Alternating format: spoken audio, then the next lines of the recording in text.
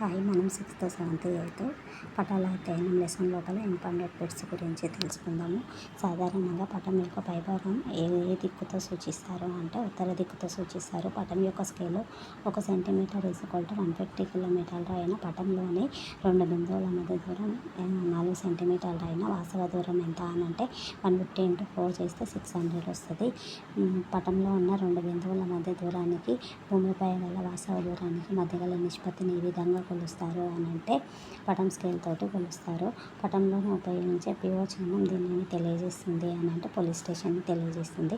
పటంలో ఉపయోగించే ఈ చిహ్నం దేనిని తెలియజేస్తుంది అంటే మీటర్ గేజ్ రైల్వే మార్గాన్ని తెలియజేస్తుంది. చిత్తుపటం యొక్క ప్రధాన లోపం ఏంటి అని అంటే ప్రయాణ మార్గం తెలుసుకోవచ్చు అని ఉంది, అది లోపం అవుతుంది. కోకానా బీచ్ ఏ దేశంలో గలదు అని అంటే బ్రెజిల్ దేశంలోనూ గలదు. కోహిమా నుండి జైపూర్ వెళ్ళుటకు ప్రయాణించవలసిన దిక్కు ఏది అని అంటే పడమర దిక్కు. తెలంగాణ ఈశాన్యంలోనూ ఉన్న రాష్ట్రం ఏది అని అంటే తెలంగాణకి ఈశాన్యంలో ఉన్న రాష్ట్రం ఏది అంటే ఛత్తీస్గఢ్. ప్రపంచంలోనూ సముద్ర మట్టం అన్ని ప్రాంతాలలోనూ ఒకే రకంగా ఉంటుంది. కార్టూన్ రేఖలు తెలియజేయు అంశం ఏది అని అంటే సమాన ఎత్తులను. భూమి యొక్క వాలు ఎత్తు ఎక్కువగా ఉంటే కార్టూన్ రేఖల మధ్య దూరం ఎలా ఉంటుంది అని అంటే తక్కువగా ఉంటుంది.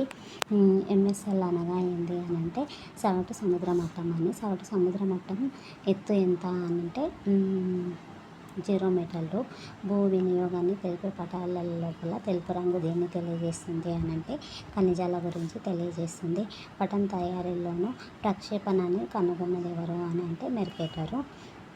హైదరాబాద్ నుండి భోపాల్కు వెళ్ళే దిక్కు ఏది అని అంటే పడమర దిక్కు. వివిధ ప్రాంతాల ఎత్తులను చూపే పటాలని ఏమని అంటారు అని అంటే భౌతిక పటాలని అంటారు.